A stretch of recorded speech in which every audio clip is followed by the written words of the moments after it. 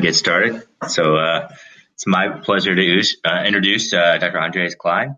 So his main interest is uncovering modifier genes of biological processes in health and disease.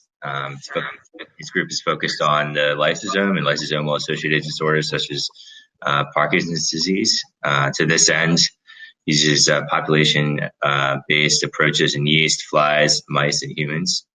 His work's led to the discovery of potential treatments for two lysosomal storage diseases called Nematic and neuropathic Gaucher disease using FDA-approved drugs. And the goal of this group is to design tailored therapies for each patient based on his or her biology. So just wanted to welcome Professor Andreas Klein and look forward to a great talk. Thank you. Thank you very, very much for the kind invitation and the introduction. So I work in an academic lab, and today I want to show you and share with you three different projects that we're working on and the potential biotechnological applications of them. Okay. So in the first part, I'm going to talk about how we're using the natural genetic variation of mice to uncover modifier genes. On the second part, how we're using yeast. And on the third part of the talk about flies. Okay. I will start introducing you guys Gaucher disease. This is a lysosomal storage disorder caused by mutations in the gene encoding for the beta-glucocerebrosidase, or GBA. I'm going to call it GBA. And this enzyme, it cleaves a lipid, which is called glucosylceramide, into glucose plus ceramide. In the disease, what you get is that the enzyme is mutated. Usually you don't get zero activity. You get very little activity, but it's not zero. It's an homozygous monogenic disorder. Well, from a clinical perspective, patients present with a wide spectrum of symptoms. Some patients develop what it's called type 1 or non-neuropathic, where the main affected organs are liver, spleen, sometimes bones. They can have a normal life with their therapies. And the other big subgroup, it's what we call neuropathic ones. And this is divided into two subgroups: acute neuropathic, where patients unfortunately do not survive longer than 2 to 3 years, or a subacute neuropathic, where patients survive until they are 30s or so. So, well, there are no therapies available so far for the neuropathic patients till now. And this is our problem, actually. All these are different patients. I don't want to go into the details, but all of them, they're sharing their identical mutation, okay? And you can see that this young lady looks very healthy, and on the other hand, you got patients that present with a very severe neurological phenotypes. And since they share the same homozygotic mutation, this means that other factors are implicated in disease, in determining what subtype of disease a patient will develop. And these are exactly the kind of thing that we are interested to figure out in our lab. So what it's complicated, it's how to identify these modifier genes. Usually you can choose a candidate gene. You can say, for instance, that patients that have bone abnormalities, they might have variants in genes involved in bone development. So far, using this strategy, 0 genes have been identified because it's really difficult to choose a candidate gene.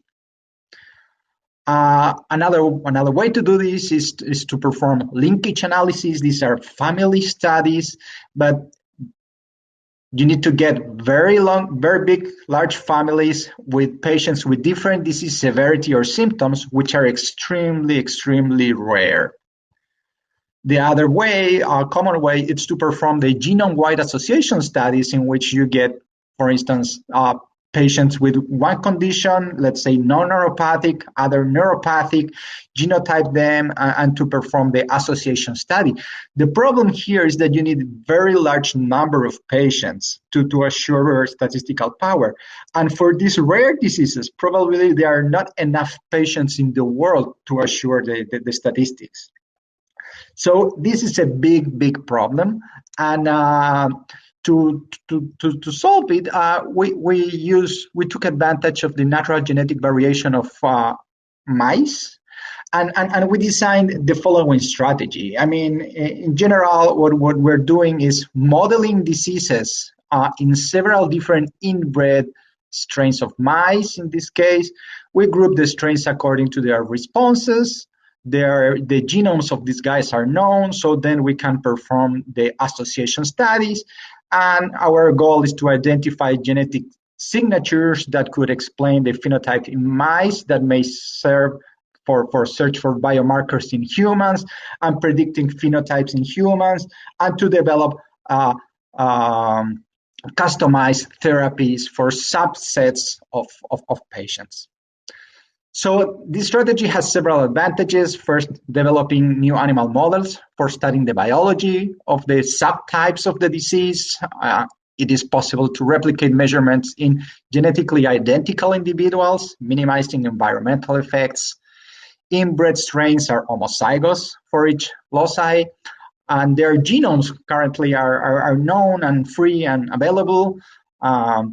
And this is a way to choose candidate genes, and then it's when you focus on just on candidate genes, it's possible to get significant associations by analyzing a smaller number of patients due to false discovery rate corrections. So as you can imagine, the strategy worked. In this case, what I did, I injected every day an inhibitor of the enzyme that is mutated in Gaucher disease, which is called CBE. This is a sort of chemical knockouts. I did this in 15 different inbred mouse strains. And what I found was remarkable. I mean, we managed to mimic what happens in humans in the mice.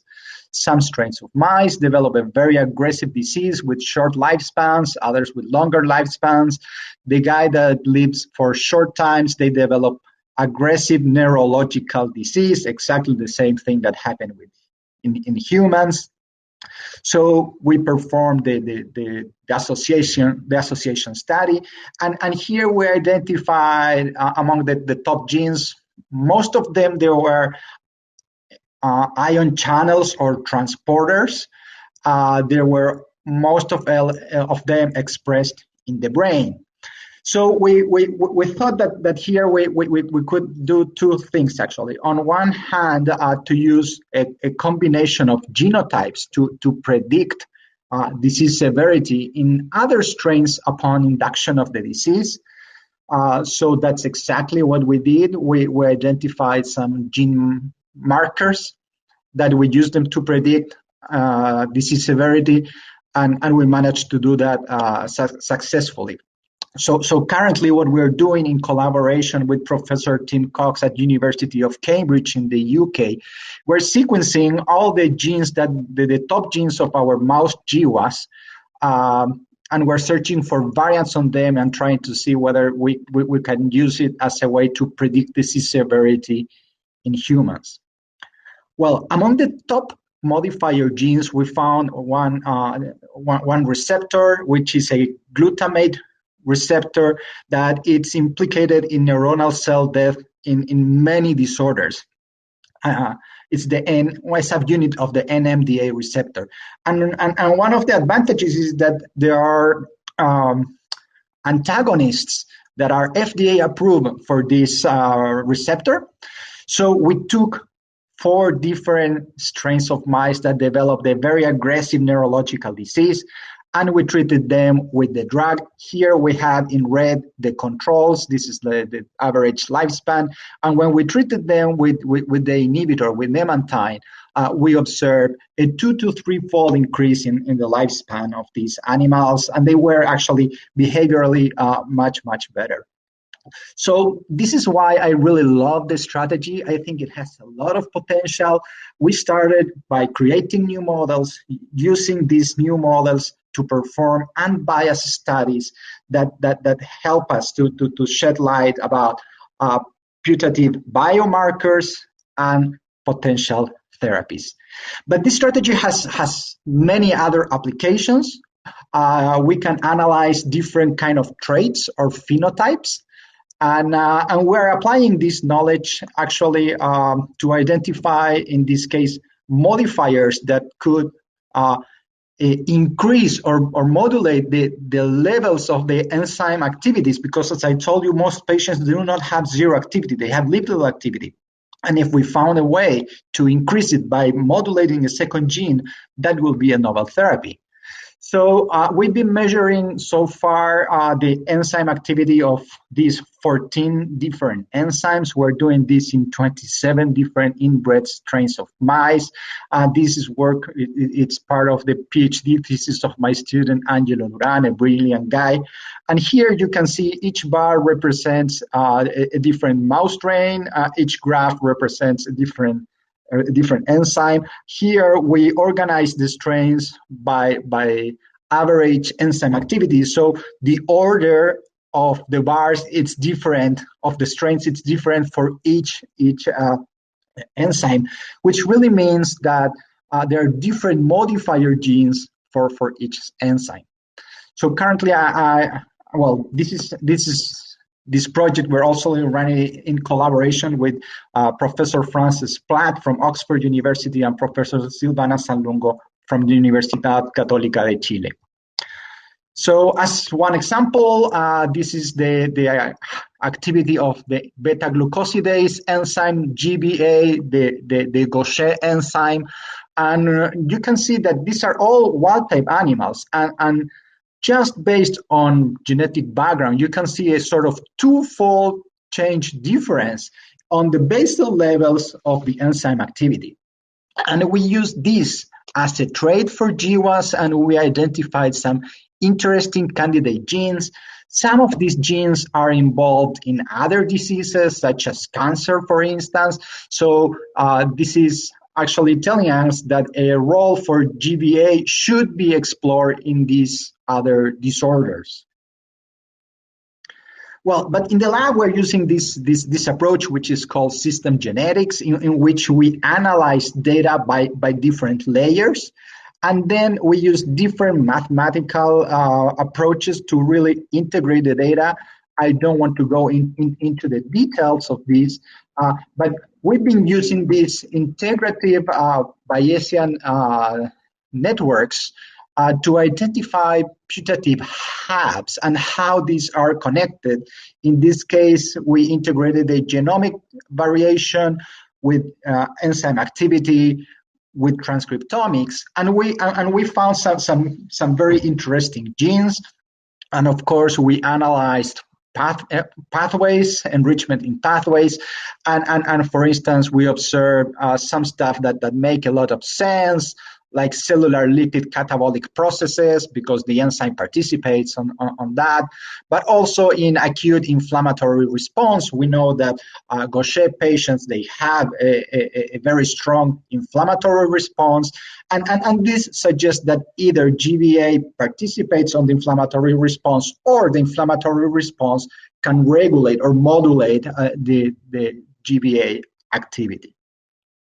So again, we're doing this for 14 different enzymes.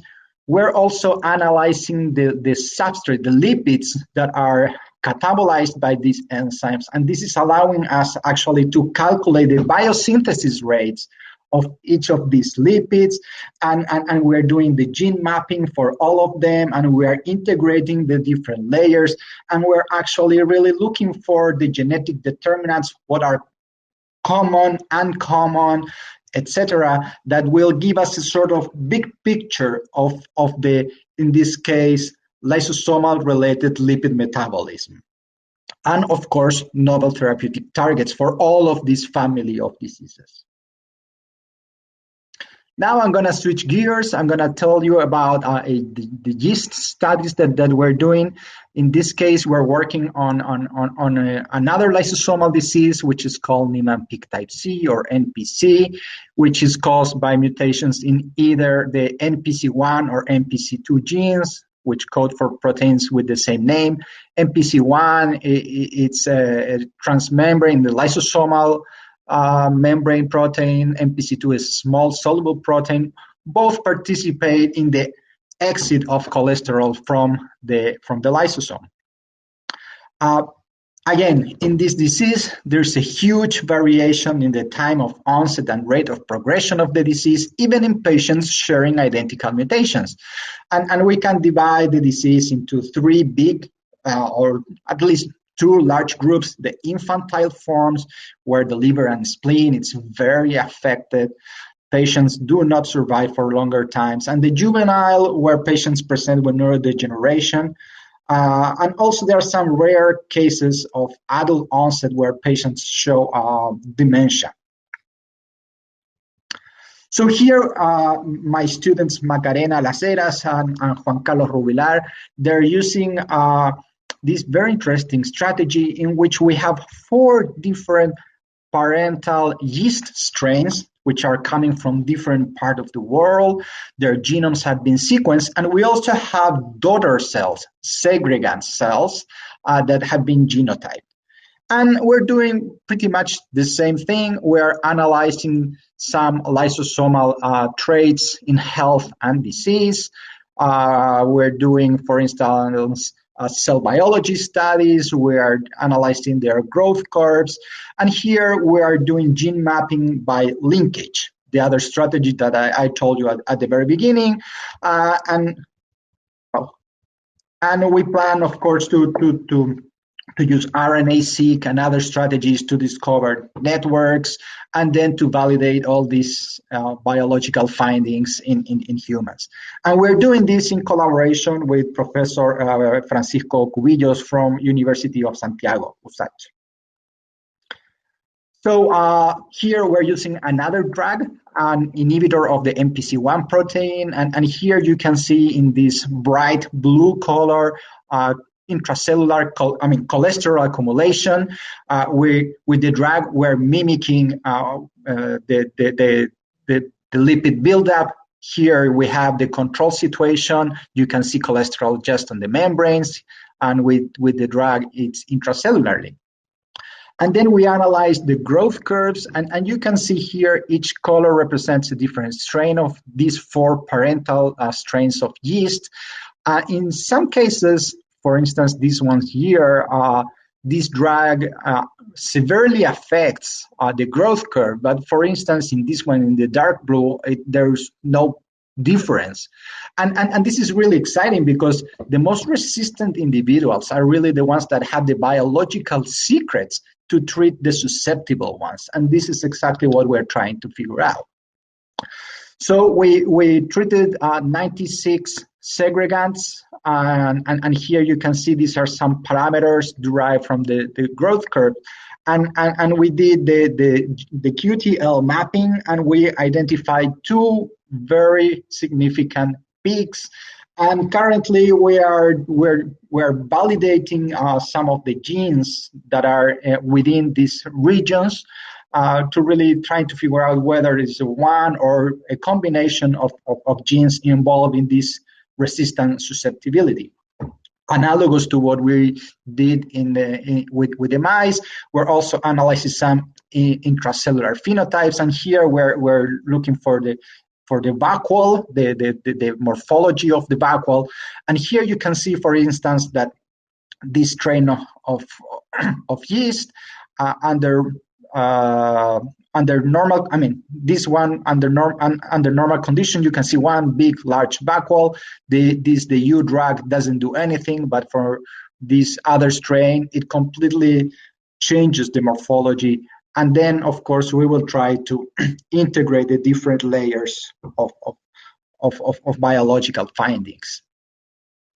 So there is a mouse model of NPC disease, and what we did, we transferred the genetic mutation from one genetic background to another one. And what we observe is that in one genetic background, the mice live for 4 weeks, and the other one, they live for 11 weeks. And we treated these guys with rapamycin, an FDA-approved drug. And what happened was actually remarkable. I mean, on one genetic background, what we observed was an increase in the lifespan. We doubled the lifespan of these guys. But in this other genetic background, the drug was toxic and the mice died younger. So basically, we got the same mutation, the same drug, different genetic background, opposite effects. We still don't know why we observed this, but we're planning to use our yeast in vitro precision medicine platform by co-treating the yeast with the U drug plus rapamycin to trying to sort out why. And then this could be very, very interesting because it can help us really to stratify patients and to say, okay, to this subset of patients, we can actually give them rapamycin, and to this other, we cannot. And now I will start the very last part of my talk. It's about flies and Parkinson's. During the last, I would say, 12 years or so, a lot of evidence points out to the lysosome as a main organelle involved in Parkinson's disease etiology, and we summarize that in this revision. And actually, variants in the gene encoding for GBA, the same gene that I already talked to you, it's a major risk factor for developing Parkinson's. And well, same thing, analogous to what happens to the other lysosomal disorders. Not every patient experiences symptoms in the same order or at the same intensity. And the variable symptoms include motor disabilities, sleeping abnormalities, reduced lifespans, etc. So here we move to another model system. We are using flies from different genetic backgrounds. We're doing this study in collaboration with Professor Holguín and Olivares from University of Chile. And here we're treating different isogenic fly lines, which are equivalent to inbred mouse lines. And we are inducing a PD-like disease with rotenone, a drug that induces Parkinson's in every species.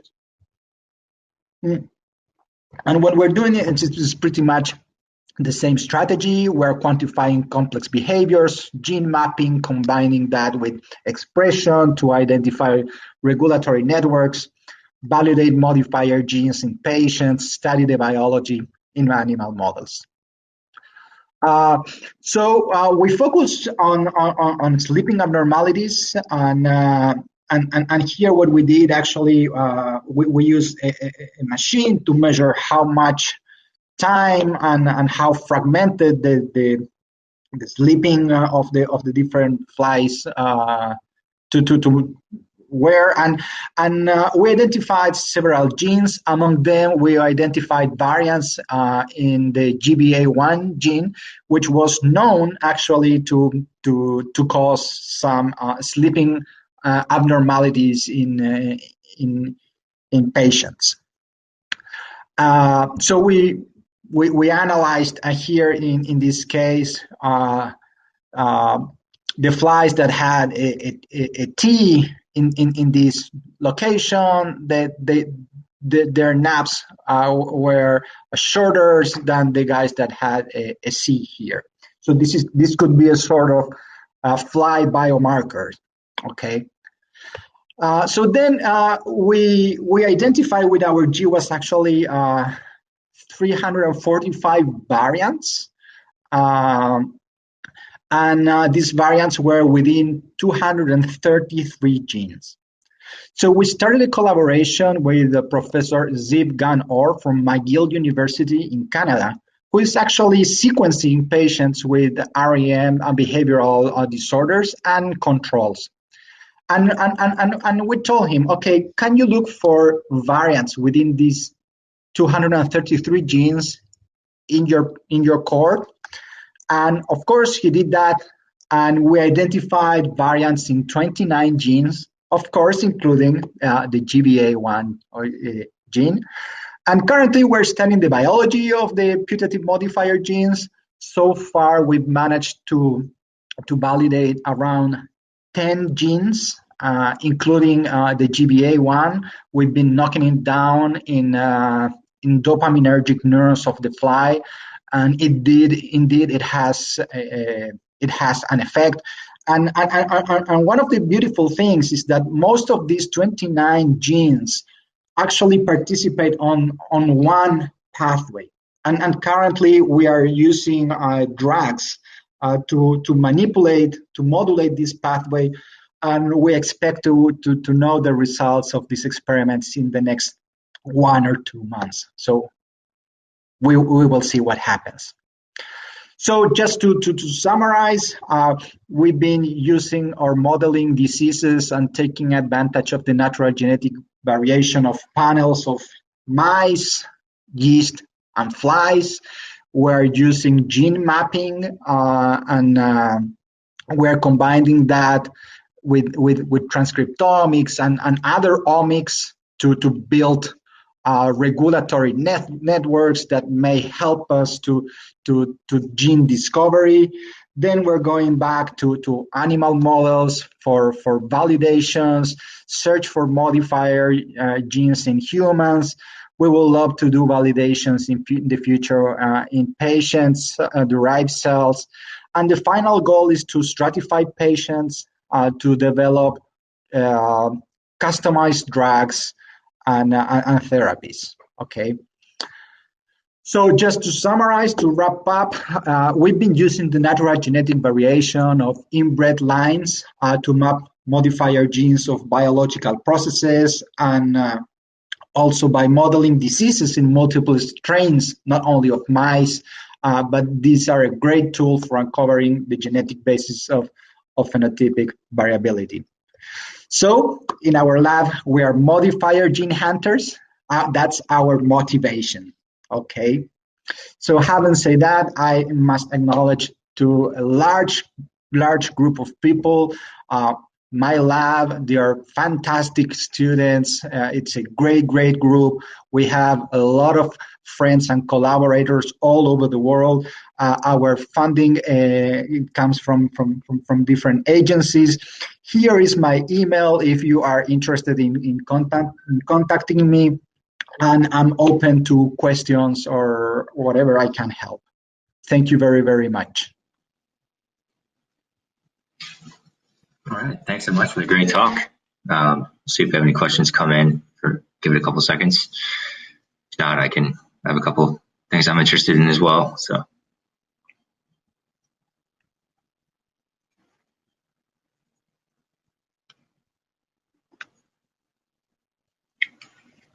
all right. So, just one question. It's by Hunter Shaw. Are you able to take epigenetic differences between animal strains or fly lines? What? Sorry, I couldn't hear you. Sorry. Are you able to take epigenetic differences between animals, strains, or fly lines? So we would love to do that, but we still haven't tested any of epigenetics, mainly due to funding problems. It's expensive, but we would love to do it. So if anyone wants to partner with us on this, please email me.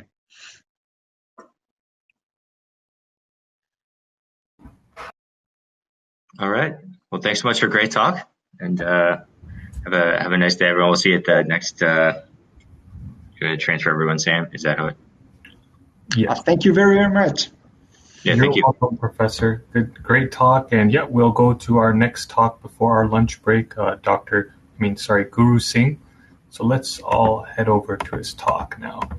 He'll be discussing the AI and data-driven talk. Turn your bio